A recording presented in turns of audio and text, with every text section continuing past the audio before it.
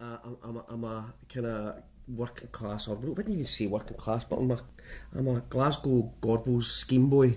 I might speak vulgarity, you know, but I might not be correct and precise in some of the words I use, but I'm always open to people correcting me and saying, look, you might not have said that right, you might not have expressed that correct, but fire away. Cool. Right, so how would you describe your own political standpoint? Does it accord to labels or established dogma? No, not really, because there's various issues and values where I would be conservative, and there's various issues where I would be socialist and or left, or what you would determine left and right. I don't really kind of get the left and right spectrum. So I try to kind of, the closest I've seen who put it into perspective was James Damore, who was the guy who was fired for Google. Did a really good analysis about left and right leaning kind of perspectives, whereas and I kind of get that, you know, like the left kind of believe that things are, you know, there's social injustices, and the right believes that there's natural injustices, and the left are more, you know, socially caring and and disrespect, not very respectful of authority, whereas the right are more kind of respecting authority. None of them are really, you know, you can't really, for me personally, you can't put yourself into one position, because my position's changed as I've got older. I mean, I grew up, you know, in a kind of, with the kind of Red Clydeside attitude that, you know, the government is there to help you, the welfare system's there to do this and that. And then when I turned 16, I was surrounded with people that were scamming, telling you how to scam the dough and how to get a house. You know, and I wanted to get a house. I left the house when I was 16, purely because I'd fell out with my parents, and I felt I wasn't getting the freedoms I wanted.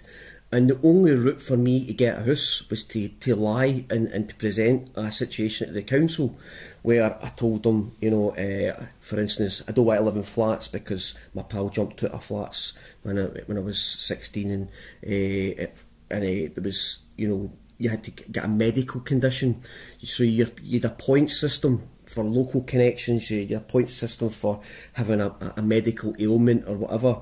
And I did a talk a wee while ago about this at the GFT when they were doing a film about the housing crisis, and I'd actually said, you know, I know people now, I mean, I'm in my late 40s, and I know people now who did the same as me back when we were 16, but they went full through it. They got the medical doctor's lines, they got the prescriptions, and they've never really worked in their life. They've got stuck, and they became the actual diagnosis, that they've absorbed the diagnosis, you know, and became the depressing illness. And I see that now, you know, and I'm going, I could have been there, I could have done that.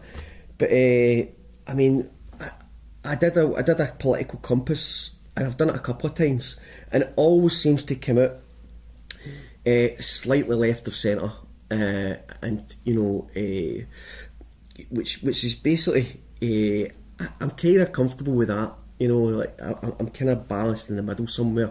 I don't like extremes unless it's an emergency, you know, like i.e., you know, I do see that there is sometimes I need to go to war, you know, to defend your rights and freedoms. I do see that, you know, if somebody's threatening you, immediately with physical violence, that you have to, you know, think on your feet and defend yourself. So there is situations where you have to think extreme, you know, you have to go, but we're living in an age of concepts and ideas, and how do you test them? You know, how do you test all these things? And I see a lot of kids nowadays, and not just kids, a lot of adults round about my age who have adopted this nihilistic approach to everything. Like, who cares? What's the point in voting? What's the care? What's all this stuff? My honest opinion is that the state, how I would describe the state is, the state of pirates working for privateers, right? They're both interlinked. When people distinguish about, you know, they're going on a lot now about the Trump's wanting to privatise the NHS and stuff like that. So, let's say for talking's sake, for an example, right, we're in Scotland, the NHS is still supposed to be public, but it's not really. If you look into it, it's a private setup. And so, they've now just announced the other day there that they're going to take organs for people that haven't opted out of the organ donation thing, right? Now, that's brilliant. If, people are saying that the state are all good actors, that's on the presumption that the state are not going to act in bad faith, that there's no any bad actors, that nothing bad's going to happen in it, people are going to save lives through this and stuff like that. Now, let's say, for instance, that it does actually, in 10-15 years, that law's passed, right? We're 10-15 years into it, and the NHS completely becomes privatised, and it's for profit, and we're taking organs for people for profit. What happens then? You're given powers that we're not really thinking about clear through.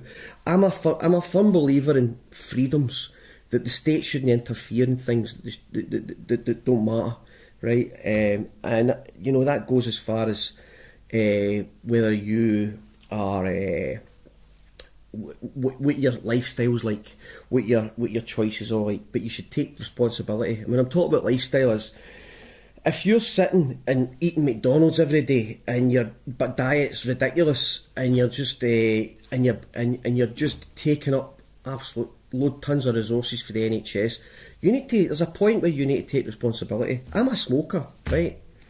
And I feel the need that, right, okay, I'm willing to pay more for my fags, as long as I know that if I need the medical attention because of my smoking, I'm alright with that.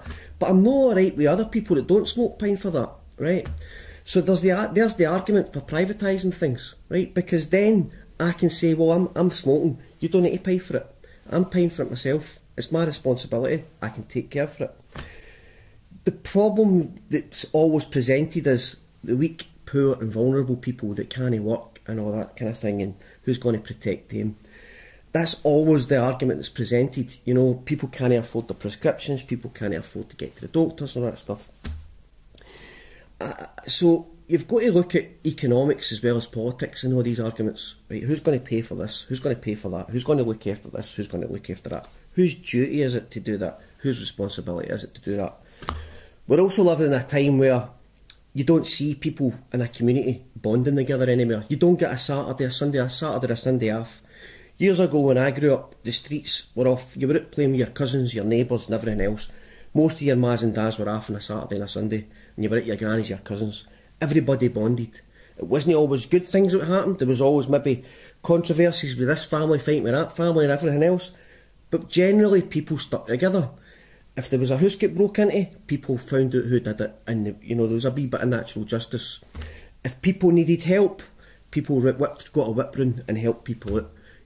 Nowadays you're getting more and more stories like people dying and nobody can afford to pay for their funeral, and these things are sad, or people like that are just, so many people have changed in their community, moving in and moving out, in their street, that they don't know their neighbours anymore. They're actually terrified to go out, or they feel a wee bit vulnerable. And back to what I was saying when I made the arguments about the housing crisis thing, one of my arguments I put to the people in the audience when I was talking to them was, so now you've still got a point system to get a house, and they did away with the local connection, which I think was really bad. So if you lived in an area all your life, right, you could, so say I'm now got kids, and my daughter's had a wean. Ideally I would like her to stay locally, so that if she was on hard times and she needed sugar or milk or whatever like that, she could come in and chat my door. So because I've done away with the point system, you have to accept houses that might not even be in your city. So I might get a house in Motherwell or Stirling or that kind of thing. And they did away with that because the reason was that they had to bring refugees and people from other countries, or the other thing was for domestic violence. And I get all these things, right, but what's more important, you've got to kind of balance up, is the family that's lived in the place, paid their dues all their life, been have their rights taken away to benefit somebody else who's maybe been in a bad relationship through their own situation and got themselves into a mess. Where do you draw the line? You know, where's the responsibility? You know, who are you favouritising? You know, it's like, I always think, if you're granting somebody else rights, you're taking the rights for somewhere else. It's just a fact. That's what happens. So if you're giving a group or anybody else rights, you have to take the rights for somewhere else. You have to compromise. So this is what happens, you know, and it causes problems. And I had to explain when people were talking about in the working class communities. I'll explain. I hate using the term, but schemes and places like that. Oh, they're racist and all this carry on. They weren't racist. They were seeing people from other countries or people they didn't know getting hussies over much more priority over people their own families, and they weren't just seeing that. They were seeing lots of money being spent on them, right? And that caused a lot of animosity. It's no racist. It's an element of jealousy, you know, an entitlement, right? But that was never really dealt with in a constructive way. It was just always, and we're here in 2019, and it's when you can't make these arguments, you're shutting people down with, you're just a racist, or that's right wing thinking, or that's just fascist or sexist, or you're whatever, it's labels. So I would say I'm a bit of a fundamentalist in the respect that I believe in fundamental values and truths and principles. You live in a country where you think everybody agrees on the same principles and values. All together. Well, I mean, again, the other thing, you're not just coming for a scheme and you're not brought up in this kind of socialist place. You're kind of I was brought up a Catholic. So you've got that angle. I mean, I didn't really take it seriously. The closest, what I thought a Catholic was like, you became an altar boy, you got money for weddings and funerals and that kind of thing, and it was like, you were in the football team. That was as far as it went. As soon as you turned 16, you didn't go to chapel or anything like that.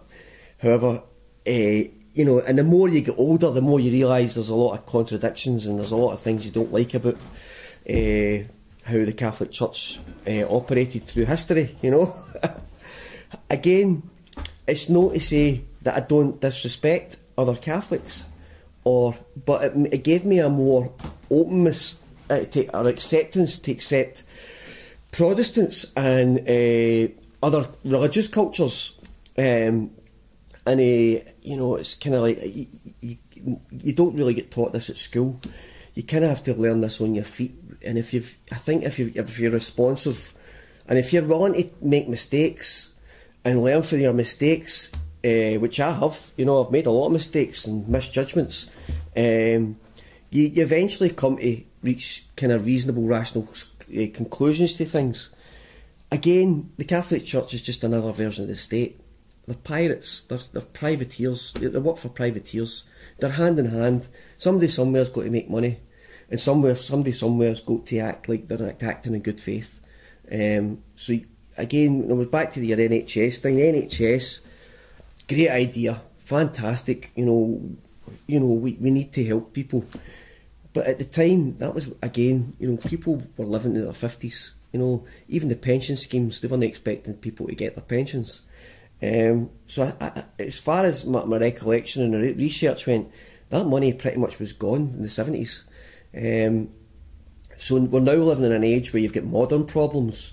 You've got the production of the DSM-5, which is gave people, and I actually believe that there is a real thing called mental health and mental illness, but I do think people can actually absorb mental health issues. I think they can actually just, if somebody's idle enough, like they're not sitting down, they start to reflect, and too much reflection sometimes can put you in a dark place.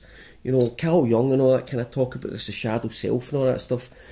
And when you let that darkness dictate your life, you're then grabbing onto any label you can to get help and diagnosis or get your way out. And that to me is reasonable. But when you've got privateers making money out of that, i.e. your psychologists, your therapists, your pharmaceutical companies, it's kind of scary times, one of the things that scared me was the obesity epidemic, you know, in Britain, and how much it's using up the NHS budget. Same with smoking. I mean, people weren't really smoking. You weren't really smoking. They were smoking, but it was kind of portrayed as a health thing, you know, back, I think, when it first came out.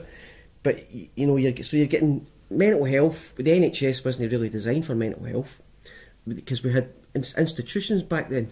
We were just throwing people, locking them up the key, you know, and it wasn't even for mental health reasons. Sometimes it was just for looking funny, you know, or behaving funny. I mean, I'm glad nowadays we can work to, there is kind of reasons for people's behaviours and all this kind of thing, but I don't think, again, back to my point, I think people were living in a world where they've got a cartoonish perspective of politics, a cartoonish expectation of entitlement and responsibility. And I kind of blame a wee bit of that on our parents' generation in the 70s. I think they ever had it that good. You know, I really do think they had it very good. And by them taking their eye off the ball and focusing on other things, it allowed bad actors to come in at local level in councils, and you know, that's where you got your kind of cronies and your wee kind of cliques and your nepotism all kind of taking place. And I'm glad a lot of that's exposed, but it's not changed. It's just that those groups then, whether it was a religious group, you know, if it was a Protestants that were running the show, or if it was Catholics that were running the show, they've just changed. So it's now other identity groups. So it's like, maybe because of your race or your ethnicity or your political, you know, sexual persuasion, you know, these have all become the kind of protected groups. And I think we're maybe going to have to go through a process of, you know, trial and error before we realise maybe everything we've done isn't actually working properly. So again, where I'm at now and where I was when I was 16, 17 and all through my kind of my political journey, from going from way left and environmentalist and socialist worker party and protesting and Occupy and you know, taking direct action to where I am now, it's completely different. I've realised everything's not as simple as we think, and I realised I was looking through a lens of entitlement and lack of self-responsibility, whereas now I'm a father, I'm older, I look at things and go, do you know what, that was a good thing, why are we changing it? Why don't we just keep that, you know, and you know, keep that for, you know, just like the NHS, we keep that, but we just make it work better, you know, we make people more responsible. We say to people, look, you know, why don't we kind of, if the pharmaceutical, here's an argument I know, like the NHS, I really don't understand why the NHS can't manufacture its own paracetamol, why it can't have its own R&D department, you know, and you know, cures and treatments. I was reading as well wastage in the NHS with regards to bureaucracy, how you've got to go through chains to diagnose somebody or get proper authority, how responsibilities have changed in nursing roles and doctors' roles. Once you get to certain bands as a nurse, you're no longer treating patients. You're managing the hospital. You know, you're kind of dealing with the more political aspect, the economic aspect.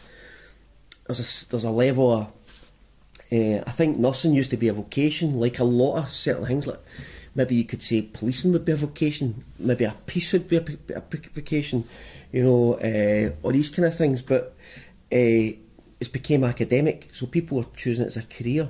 Politicians, you know, it's a career now. So once money's involved and once titles are involved, you kind of start to get bad actors taking advantage. And I'd rather have a smaller government, more localised, with more accountability, than have a big overarching state government, basically intervening in everybody's lives, whether it's the Tories or Labour or whatever, to me, they're two sides of the same horse. If that's an acceptable expression, they became. I would say that the Conservatives aren't conservative. They don't want to conserve traditions. They want to. They're more centre left than conservative.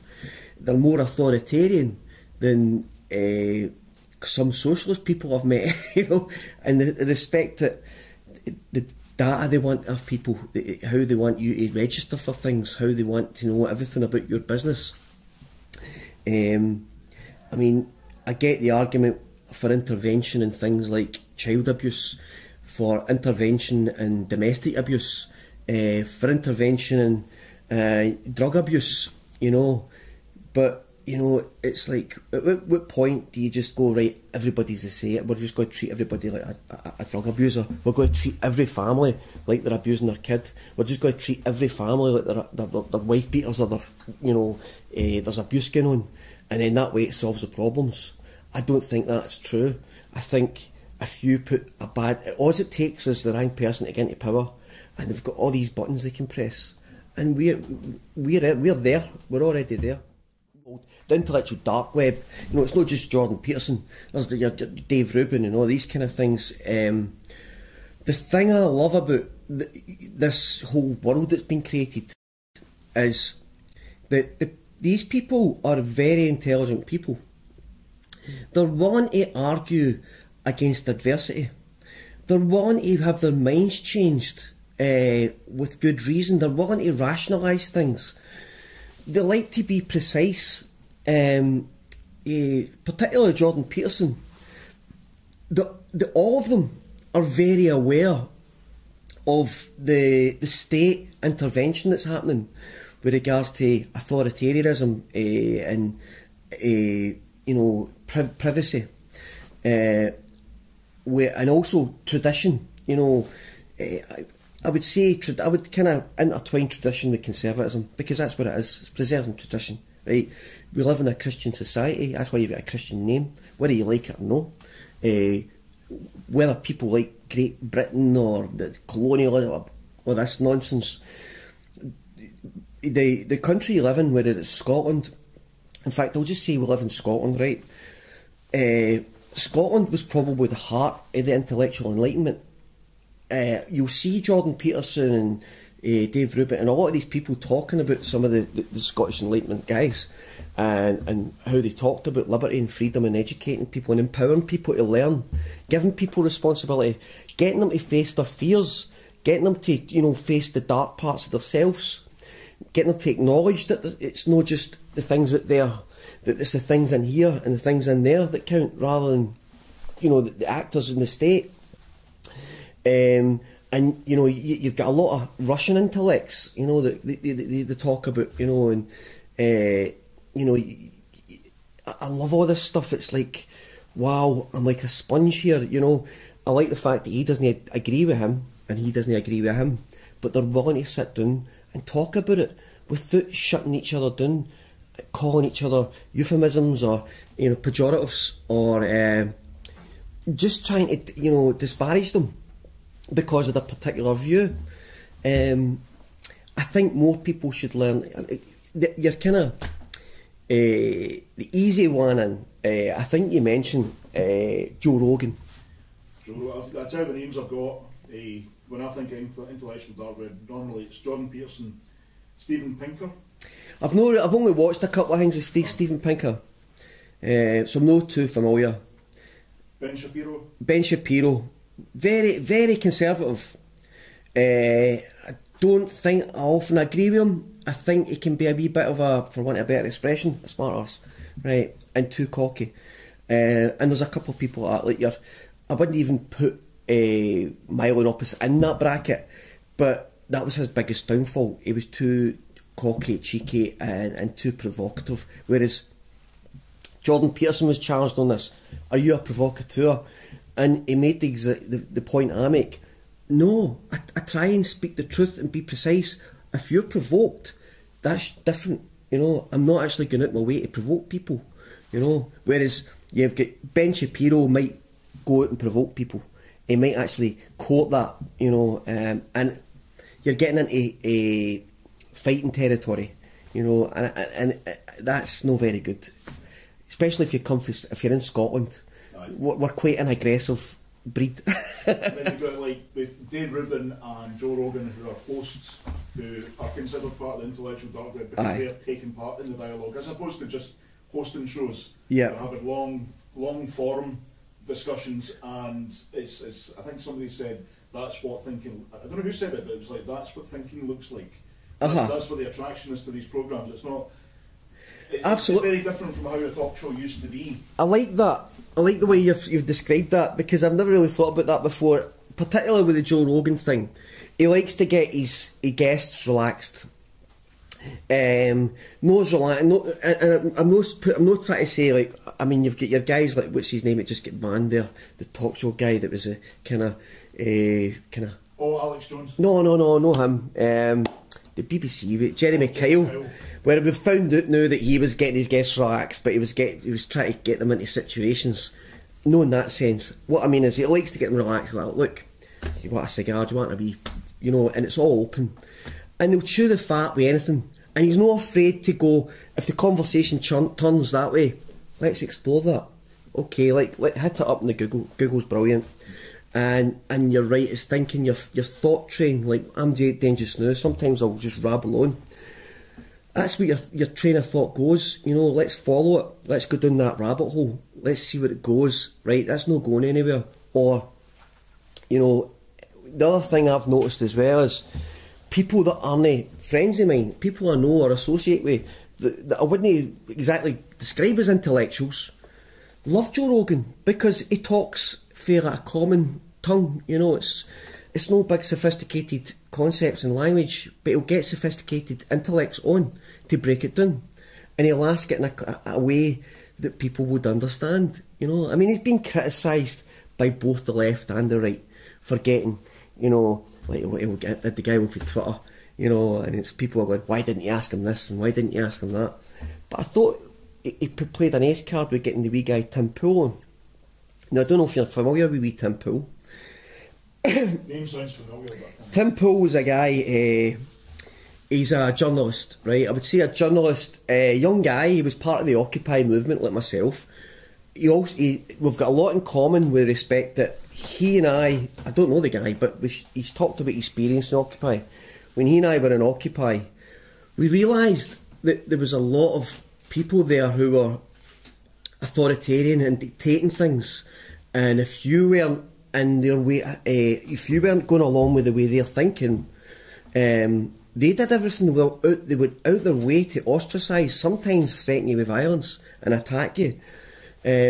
So we actually noticed, I mean, we've talked about it, these people were becoming the thing they hated or the thing they were attacking, you know. And to me, that Occupy thing was a whole.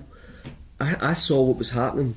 It was, to me, it was a whole psyop. It was a social conditioning. You had all this, you know, there's no leaders. Anybody that raised their head above the parapet and showed any signs of leadership was automatically knocked down, unless they were singing the song of the tribe. Do you see what? And then you had, you know, if people are familiar with it, you had things like all these people were quite clever people that were involved in Occupy. Some of them were trained in how to change arguments in a group, you know, by using various tactics, putting people in the audience to clap or cheer and all this stuff. You get all the, and then you started becoming. This is the first time I ever heard the term safe space, right? And the intellectual dark web talks a lot about this as safe space. The world isn't a safe space. The only safe space that exists or should exist is a family bringing up a child needs to provide a safe space, right?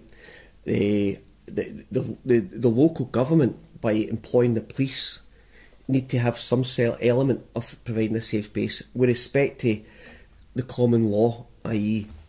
people aren't going out and looting or, you know, beating people up or attacking people violently. But when you're talking about colleges and universities becoming safe spaces, the very places where you should be challenging all your ideas and arguing, you know, even the most extreme things, and you say, "Oh, we need a safe space." It's contradictory. You're basically saying, "I'm going to limit my thought train. I'm going to limit what I can think. I'm going to put myself in a bubble." That's very dangerous, because that bubble then becomes the womb for the state to look after you. And you know, you see it across America. It's become a free speech thing. I'm a big believer in free speech, with a small caveat, i.e., you can't threaten to kill somebody openly. You can't threaten, you know, you can't openly, directly threaten to incite violence, like I say, let's go out and kill this guy, or let's bomb this place, or you can't shout fire in a place, a public place, you know, it's going to cause harm. Other than that, anything goes. You know, I think people should be able to talk, be able to say racist things. I think people should be able to say homophobic things. I think, but they should be able to be challenged. You know, it's. I keep saying this, that sunlight's the best disinfectant, and if you put people on out in the public open, and they say these, if it's a racist thing or a homophobic thing, they'll lose all credibility, because the general people around about them see them for what they are. There was the big thing about the guy for the BNP who did a thing on, I think it was on the BBC or something like that. He did a doc, I can't remember what it was, but he came out with his views, and after that he was completely destroyed. So when you start putting limitations on speech, you then put these people, you're then repressing people, you're then creating anger and disparaging against people, and you're actually creating an underground of dark, you know, organisations who are then can use that as a tool. Oh well, they're stopping their. So it's like the people. I mean, no, I don't think anybody likes extremists. I.e., we don't like fascists. We don't like, you know. I personally don't like communists, right? Because they're both completely authoritarian. It's giving the state too much power over the human, and that to what you eat, to where you live, to what you can say, what you can think, and that's a dangerous. I always look back to. I remember reading 1984, and reading Brave New World, and you know, in 1984, when they start taking away with words, we don't need these words. We can start reducing them. We can make thought simple. We can reduce the thought in process, and let Big Brother look after us. And it made everybody paranoid, because then, if you can't allow people to express their speech, you're repressing them, which creates anger and resentment, no matter who it is. You know. Tell you what, we do need to just kind of drop it, because somebody's going to be in here at 6. Right. I made sure recently I've actually gone back to certain texts, like I read in 1984 properly, back to back, Animal Farm, etc. I made sure that I've done these things. Let's see, let's reset this one. But let me just get the quote. I like this quote. A guy called Jordan Greenhall. Don't know if you know. No, I'm not familiar. It's not really important who he is. He's just another intellectual dark web type. He's a bit of an Elon Musk kind of person, I think. Right. Quote, "We have increasingly replaced thinking with a facsimile of thinking." And I love the wording of that. I think it's beautiful because it's so concise and precise. I love it. It's to me, this is what my what I call artificial intelligence is the news. We're replacing intelligence with artificial intelligence. I don't mean computers and software and all that stuff. I mean we're dumbing people down. We're making people stupid. You know, when you restrict freedom, expression, then you've got to restrict everybody's freedom of expression. And where does it stop? You know, and then who gets to decide? Who gets to decide what's right, what's wrong? Because all these things, even good and evil, they're subjective, right? Right and wrong is subjective. Left and right is subjective. Are you left of centre? Are you far right? You know, where does the right and the left meet? You know, I seen they actually come round. I say probably the best description here is they actually come round and meet in the middle somewhere, and it's just complete authoritarianism. And it's heartbreaking to see people going to their work. I meet people all the time, and they go to their work now and they can't talk to people. They can't talk to their pals at work. They're frightened because everybody's become so insecure. They can't express themselves anymore. They can't talk openly. So they're bringing all these, a lot of people are bringing up all their insecurities into the workplace, and they're not getting any work done. You know, it's becoming, and otherwise intelligent people or people that are confident say, are just going, I give up. I can't be bothered. I'm not interested anymore. You know. And the thing is, as well, is that on one hand we've got like a culture of memes, wiki facts. This is our social media as well, where often there can be a tendency to think that you know an awful lot about something, but really you've only had headline suggestions that have come through maybe memes, a few infographics, yeah, or whatever. But on the opposite side, we've also got an intellectual dark web where many people have gone down rabbit holes or sitting for maybe 2 hours at a time. That was me last night. Yeah. For no reason, I just for 2 hours listened fully to Jordan Peterson speaking about the Old Testament. Yeah, you know? yeah. We've got two phenomena kind of side by side happening here. Well, the archetype, he talks about the archetypal stories and why they're so important and relevant to the lessons we should learn. I mean, it's not just the Christians or the Bible and all that stuff that's got archetypal stories. We've had archetypal stories since the beginning of time, no matter which tradition you come from, whether it's Scottish, Russian, but fundamentally they've got the same message. You know, Jordan Peterson talks about the good king, you know, against the bad king, you know, the wise king. And this is where I'm talking about, like, you know, it's all good and saying, like, you know, we all might say, for instance, everybody in Scotland goes, right, we're all SNP, everything the SNP's doing is brilliant, right? What happens if the SNP is replaced with a complete authoritarian government, right? But they've got the same levers and the same controls. So it's these archetypal things, we have to be careful about how much power we give to people and other people. See, it's like authority is, you know, when people say I don't trust authority, if I want a car fixed, I'll go to authority and somebody that knows about cars, right? I've got to respect that, right? If I want a house built, I'll go to an architect because he's an authority in houses, right? But is the council an authority on fixing roads? You know, are the council an authority on how to pay my tax? There was something you touched on a minute ago there, and I can't remember what it was, but it's about knowledge. And it was something that stuck in one of my rabbit holes when I went down. And it's a guy presented this thing as, everything you know is through experience. Everything you know, right? And that what he means is, it's either been second-hand knowledge, so it's been passed to you from something else, or from the news or what you've been exposed to.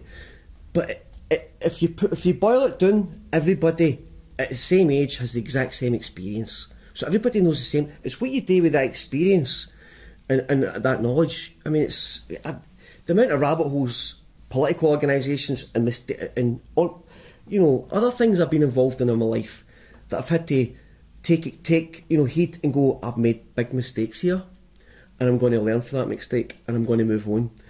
And to me, that's what's called taking responsibility, taking it in the chin, you know, and you know, like, you know, trying to make amends for my mistakes. Maybe going out my way to go, look, I did a thing to you years ago, or I said something to you years ago, and I was wrong. And I will sometimes go out my way to do that if I can. But I don't see enough people doing that. I just see people picking a side, and that side uses a language, and that side uses a language, and we're all, like, anybody that's got a half decent head on them is caught in the middle, you know. Okay, I tell you what, we'll speed these up just a wee bit. Yeah. But you'll love this quote. I don't know who said it, but it was kind of going about like a bit of a meme. I don't know if it was part of a campaign, but the quote was literally, if you aren't a feminist, you basically aren't a nice person. Now, I'm asking, can this be considered a fair statement? I think just my own thought on it is that, first of all, what it's meant to say is, if you don't believe in gender equality, you're not a nice person, which in a sense is, well, who doesn't want equality? I agree. But unfortunately, it says that it takes ownership of gender equality and says feminism is gender equality. Many of us, I don't consider myself a feminist personally, but I do believe in gender equality, like a racial equality, like all manner of equality. I think that most people, when I learned about feminism, I understood feminism as to treat women equally, to have equal rights for women, and I get taught a cartoonish version of the feminist movement, right? I really did. At one point, I needed when I was kind of attacking, I was writing letters to the government about, you know, the stuff that was on TV for kids being a wee bit kind of, you know, sexualised. So I got involved with the feminist movement at Glasgow University. Now, the feminist movement there were a wee bit about my generation. But the younger generation that came in, their understanding of feminism was completely different. It was so I wouldn't call myself a feminist. I agree with that everybody's equal in the law, right? That's where it stops. Everybody's equal in the law, and everybody's got equal responsibility. That's it. I don't think any one group should have any more rights over another group. It doesn't matter what race, colour, religion, what you are. Nobody's got any more rights. The only rights you've got, really, is the right to life and necessity to if you need to get something to eat. You know, everything else goes, you know. I take it you've seen the documentary The Red Pill? I have. You have seen it, right, so I'm just going to ask the same question of everybody. So, what are your thoughts on the Red Pill documentary? I really enjoyed. We'll just need to keep us a wee bit. I really enjoyed the journey she went through, because is it Cassie J was pretty much what you would say a third or fourth wave feminism, or whatever you want to say, challenging the men's rights activists and stuff like that. And out of that, she came out realising, wow, you know, and she was attacked. So it's like the group hive thinking, I'll call it. And it's the same where it's feminism or socialism, they're all cults. They're all religious groups, right? They've got blasphemy laws. You can't say these things, otherwise you're against our groupthink. And that happened to her. She was attacked. She was. I really liked the interviews. I liked the perspective where she went both sides. I always liked both sides. I think that's where journalism's lost today. Journalism's just activism now. It's lost the both sides of the argument. Okay, keep this one punchy. Punch a Nazi. What does a Nazi look like? Am I going to punch somebody because somebody said something? I'll give you an example. I come from a family. I've got brothers and sisters, right? Sometimes my wee brothers and sisters would go, this guy's battering me, because they wanted me just to bully somebody, right? Am I going to go and bully him on the word with my brother and sister? Sometimes I had to have a word with my brothers and sisters and go, you're going to get me in trouble, right? Sometimes I've stepped in, right? Am I just going to go on a whim and just start punching people? No. You know, that's just like saying, punch a Catholic, punch a Protestant, you know. It's an identity. Okay, trans women are women? There's no such, I don't think so. To me, and this is my own views, man and woman, masculine, feminine, are fundamental things in nature, right? And every species on the planet, right? Everything else is a concept, right? That's it. You know, it's as straight as that. A man can't be a woman because they've not got a womb. The very definition of a woman is a woman has a womb. You know, she has different things going on with her body to a man, and that's it. It's dead simple. If anybody wants to believe whatever they want, I've not got any right to question that. As long as they don't impinge on my rights, I don't care. Right, talking about possible impinging on rights, gender self-ID. Dangerous. It basically dissolves the concept of women and men.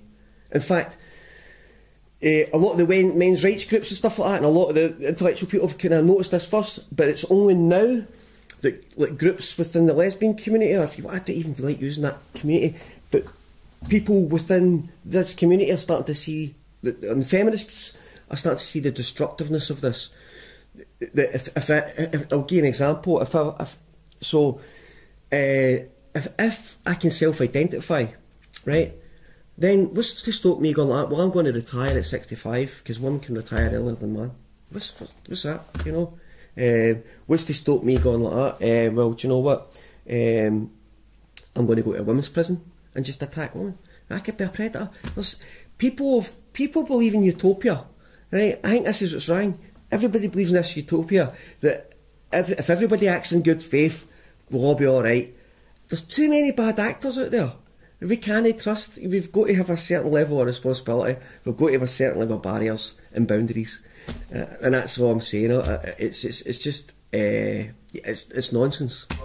Today, 2019, it breaks my heart that my friends, people who are genuinely kind-hearted people, we go out the road to do anything, are being called racists and fascists for nothing, just because they've had an alternative point of view, and that's heartbreaking for me.